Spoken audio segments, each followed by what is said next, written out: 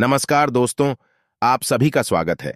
आपके अपने YouTube channel मानव जीवन में दोस्तों लाइफ में सभी आगे बढ़ना चाहते हैं और लाइफ में आगे बढ़ने के लिए हमें रोज ही कुछ नया सीखना चाहिए और आगे बढ़ना चाहिए। तो चलिए आज की प्रस्तुति शुरू करते हैं। श्री शिवाय नमस्तुभ्यम दोस्तों, आप सभी लोग जानते हैं कि 2 जुलाई 2024 मंगलवार को है योगिनी एकादशी।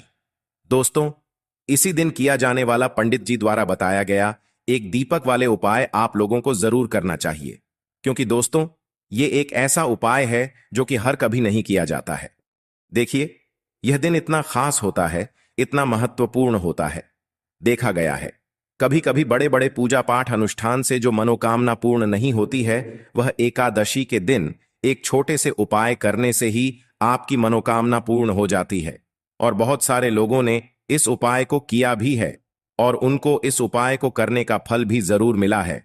अगर आप लोग भी इस उपाय को योगिनी एकादशी के दिन करना चाहते हैं तो आप इस उपाय को पहले अच्छे से समझ लेना, सुन लेना, उसके बाद करना। आपको इस उपाय का फल जरूर मिलेगा। दोस्तों, हम आपको यहां पर बता दें कि यह जो एक दीपक वाले जो उपाय है, यह उपाय पंडित जी ने अपनी अभी की सिहोर की कथा में ही बताया है। और इस उपाय को करने से आपके घर में चाहे किसी भी प्रकार की दुख और समस्या क्यों ना चल रही हो, आपको उसका कारण भी नहीं पता है कि यह समस्या किस कारण से चल रही है। उसका कुछ भी कारण हो सकता है, जैसे पितृदोष हो सकता है या किसी भी तरह का मंगल दोष भी हो सकता है। और भी बहुत तरह के दोष होते हैं, कुछ भी हो सकता है। पर आपको इस उपाय को करने के लिए अपने दोष को पता लगाने की भी जरूरत नहीं है। आपके घर में किस कारण से इतनी दुख और परेशानी आ रही है, वह भी आपको पता लगाने की जरूरत नहीं है। इस एक दीपक वाले उपाय को आप लोगों को कर लेना है, क्योंकि इसी एकमात्र उपाय को करने से आपके पूरे घर परिवार में सुख और शांति हो जाएगी। आपके घर में अच्छे अच्छे काम होने लगेंगे। आपकी जो भी मनोकामना होगी वह भी धीरे धीरे करके पूर्ण होना शुरू हो जाएगी। दोस्तों, अब इस उपाय को करना किस समय है, ये भी आप लोग जान लीजिए। देखिए, इस एक दीपक वाले उपाय को करने का जो समय है वो सीधी सी बात है, सुबह का समय है, प्रातःकाल का समय है। वैसे दोस्तों, योगिनी एकादशी के पूरे दिन मंदिर खुले रहते हैं। पूरे दिन आप लोग उपायों को भी कर सकते हो, इसमें कोई दिक्कत वाली बात नहीं है, क्योंकि योगिनी एकादशी के दिन भगवान शिव जी पूरे दिन अपने मंदिर में बैठे रहते हैं कि कौन भक्त आएगा, कौन हमको प्रसन्न करेगा और हम कब उसकी मनोकामना पूर्ण करेंगे। दोस्तों, इस दिन शिव जी इतना कुछ प्रदान करते हैं जितने की हम कभी कल्पना भी नहीं कर सकते हैं। इसीलिए आप लोगों को इस मौके को तो अपने हाथ से नहीं जाने देना चाहिए। तो अब हम समझते हैं दोस्तों, यह एक दीपक वाले उपाय आखिर आप लोगों को करना कैसे है। देखिए, विशेष रूप से कोशिश करना इस उपाय को आप योगिनी एकादशी सुबह सुबह कर लो। पर किसी कारणवश ना कर पाओ तो फिर थोड़े लेट भी कर सकते हो, है ना। और पहली मुख्य कोशिश आपकी यही होनी चाहिए कि घर की जो माता बहन होती हैं उनमें से कोई एक यह वाला उपाय करें। मतलब कि अगर माता बहन उपस्थित ना भी हो तो उस स्थान पर फिर घर का कोई बड़ा जो पुरुष हो वह भी इस उपाय को कर सकता है। कोई दिक्कत वाली बात नहीं है। पर घर के सभी सदस्य को इस वाले उपाय को करने की जरूरत नहीं है। घर का कोई एक मुख्य सदस्य भी इस उपाय को करेगा तो इस उपाय को करने का फल उसके पूरे घर परिवार को जरूर मिल जाएगा। तो देखिए, एक दीपक वाले उपाय है तो सीधी सी बात है कि इसमें हमें एक दीपक की तो आवश्यकता पड़ेगी ही पड़ेगी।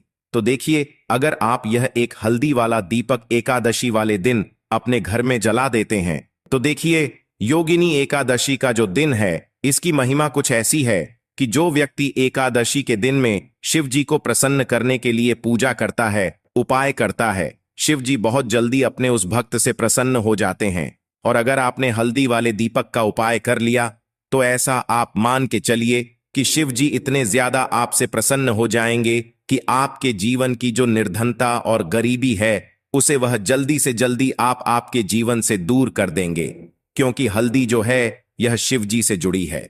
हल्दी आपके जीवन में बहुत सारी जो आर्थिक तरह की समस्याएं होती हैं, जो आपके घर में पैसा नहीं आता है, पैसा रुकता नहीं है, पैसा बहुत ज्यादा खर्च अगर आपका होता है, धन की बर्बादी अगर आपके घर में हो रही है, तब भी आपको विशेषकर यह हल्दी वाले एक दीपक का उपाय एकादशी वाले दिन जरूर करना चाहिए।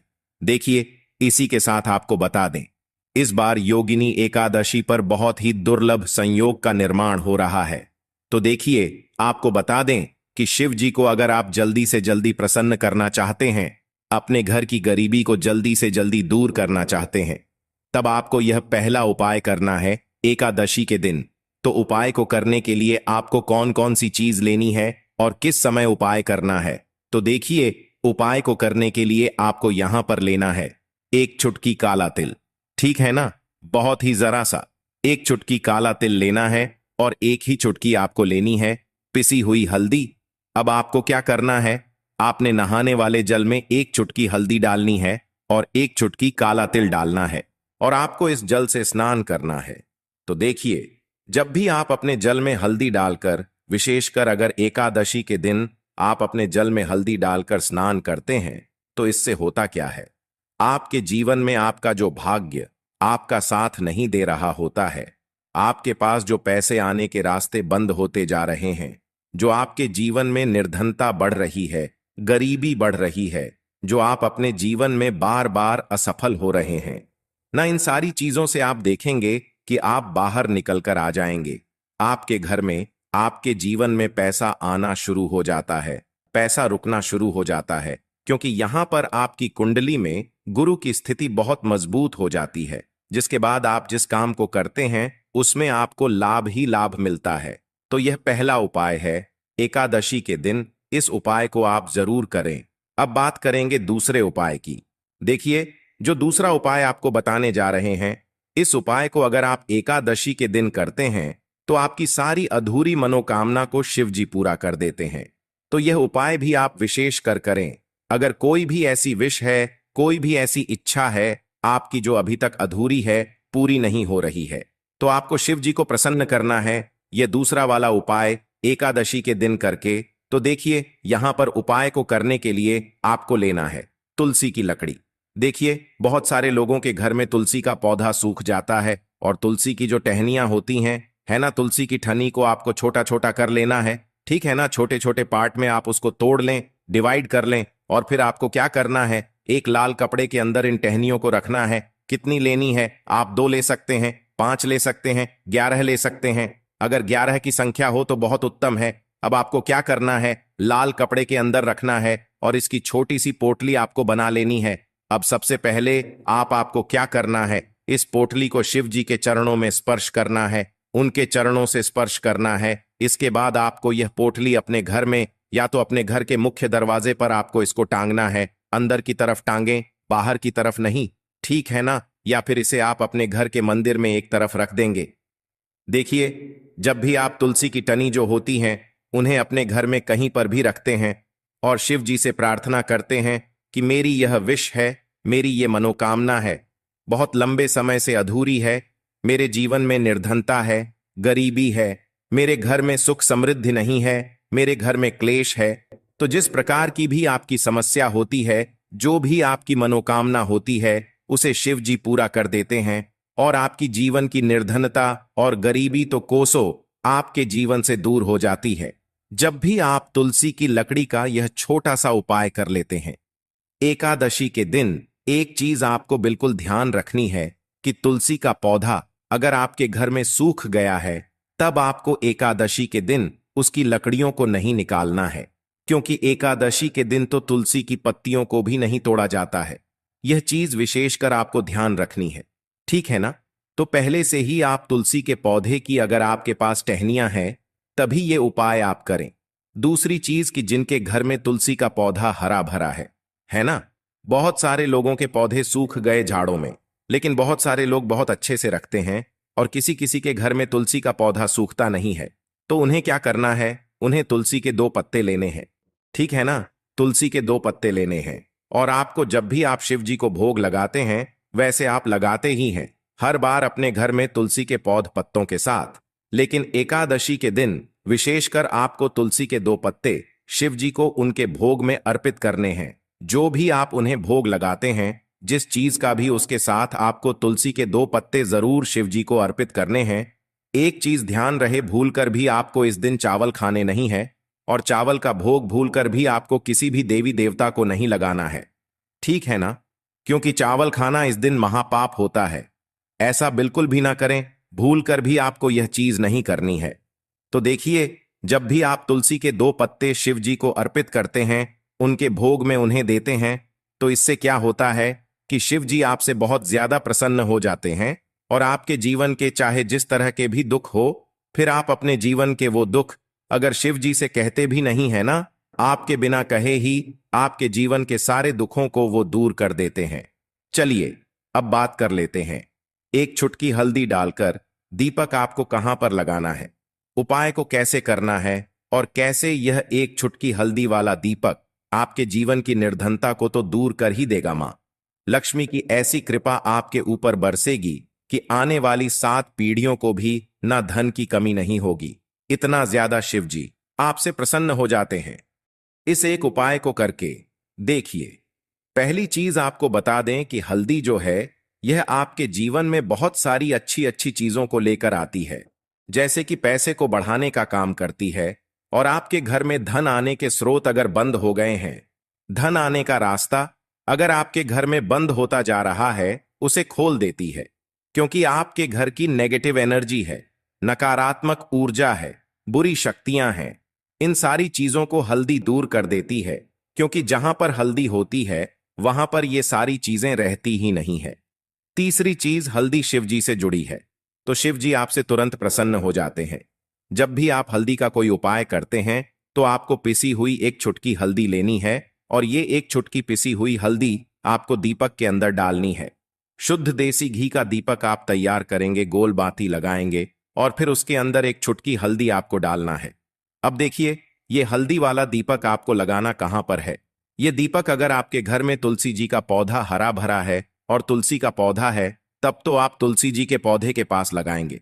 बहुत सारे लोग हैं जिनके घर में अभी तुलसी का पौधा नहीं है, कुछ लोगों का सूख गया या किसी किसी के घर में होता नहीं है ना?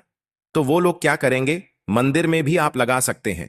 अगर आपके घर के आसपास कहीं मंदिर है, वहां भी आप लगा सकते हैं, वरना यह दीपक आपको अपने घर के मंदिर में लगाना है। तो देखिए, जब भी आप हल्दी का दीपक शिव जी के सामने या तुलसी जी के पौधे के पास लगाएंगे, तब आपको उनका एक मंत्र है, उस मंत्र को आपको 11 बार बोलना है। यह मंत्र सभी को आता ही है, अगर नहीं आता है तो आप इसे नोट कर लें।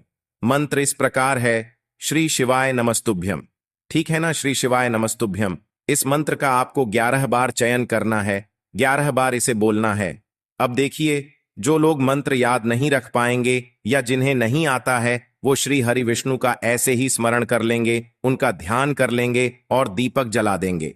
बस इतना आपको करना है और कुछ भी नहीं करना है। यह उपाय आप करके देख लीजिए। आपके जीवन की जो निर्धनता है ना, बहुत जल्दी आपके जीवन से दूर हो जाएगी। एक चीज और आपको ध्यान रखनी है कि जब भी आप दीपक तुलसी जी के पौधे के पास लगाएंगे, आपको जमीन पर दीपक नहीं रखना है। थोड़ी सी फूल की पंखुड़ियां रख लें या फिर कोई प्लेट रख लें, ठीक है ना? चावल आपको नहीं रखना है एकादशी के दिन, क्योंकि वैसे तो आप चावल रख सकते हैं, लेकिन एकादशी के दिन आपको चावल दीपक के नीचे नहीं रखना है। तो इस तरह से जब आप उपाय करते हैं, पूजा पाठ करते हैं, पूरी सच्ची श्रद्धा के साथ करते हैं, श्री हरि विष्णु के ऊपर विश्वास रख करते हैं, तो आपकी जितनी भी मनोकामनाएं होती हैं ना, जितनी भी निर्धनता होती है, उसे श्री हरि विष्णु दूर कर देते हैं और हमेशा आपके जीवन में, आपके घर में मां लक्ष्मी वास करती हैं। अब जल्दी से बात कर लेते हैं तीसरे उपाय की। तो तीसरा उपाय जो आपको बताने जा रहे हैं, इस उपाय को अगर आपने योगिनी एकादशी के दिन कर लिया तो मान के चलिए, घर घर में गरीबी आपके चाहे कितनी भी ज्यादा हो, सर पे चाहे कर्जा हो गया हो, धन आपको लोगों से उधार लेना पड़ रहा हो, आपके घर का, आपके सर का सारा कर्जा दूर हो जाएगा। घर की सारी निर्धनता, गरीबी दूर हो जाएगी और आपके घर में माता लक्ष्मी का वास होगा स्थायी रूप से। स्थायी रूप का मतलब है माता लक्ष्मी कभी भी फिर आपके घर को छोड़कर नहीं जाएंगी। तो बहुत ही सरल उपाय है। आपको करना क्या है, आपको योगिनी एकादशी के दिन, ठीक है ना, क्या करना है, आपको खीर बनानी है, ठीक है ना? योगिनी एकादशी के दिन खीर बनानी है। और अगर आपके पास थोड़ा सा इलायची है तो आपको क्या करना है, वो इलायची खीर में डालनी है, उसके दाने खीर में डालने हैं। इससे क्या होगा, इलायची की जो खुशबू है वो खीर में अच्छे से समा जाएगी और माता लक्ष्मी को जितनी भी सुगंधित वस्तुएं होती हैं, उन्हें वो सुगंधित वस्तुएं बहुत ही प्रिय होती हैं। माता लक्ष्मी स्वयं चल करके उस घर में आती हैं। जो व्यक्ति सुगंधित कोई भी वस्तु का पाए माता लक्ष्मी की पूजा में कर लेता है। तो जब यह खीर आप बनाएंगे, शाम के समय में अपने घर में पूजा करेंगे और माता लक्ष्मी को आपको यह इलायची वाली खीर अर्पित करनी है। यह उपाय इतना अचूक है, जो व्यक्ति इस उपाय को कर लेता है उसके घर की निर्धनता चाहे कितनी भी बड़ी क्यों ना हो, उसके घर में चाहे कितनी भी गरीबी क्यों ना हो, उस बड़ी से बड़ी निर्धनता को और गरीबी को भी दूर होने में समय नहीं लगता है, क्योंकि इतना ज्यादा अचूक उपाय है। यह इलायची वाली खीर का माता लक्ष्मी समझो तुरंत की तुरंत प्रसन्न हो जाती है। जो व्यक्ति योगिनी एकादशी के दिन इलायची वाली खीर माता लक्ष्मी को अर्पित कर देता है, तो अगर आपकी भी कोई ऐसी विश है, मनोकामना है, धन से जुड़ी समस्याएं हैं, तो आप योगिनी एकादशी के दिन अपने घर के मंदिर में माता लक्ष्मी को खीर का भोग जरूर लगाएं। तो आज की वीडियो में बस इतना ही। आज के लिए बस इतना ही इस वीडियो में दी गई जानकारी। अगर आपको अच्छी लगी हो तो प्लीज हमारे चैनल मानव जीवन को सब्सक्राइब करें, लाइक करें और हमारे वीडियो में अंत तक बने रहने के लिए धन्यवाद।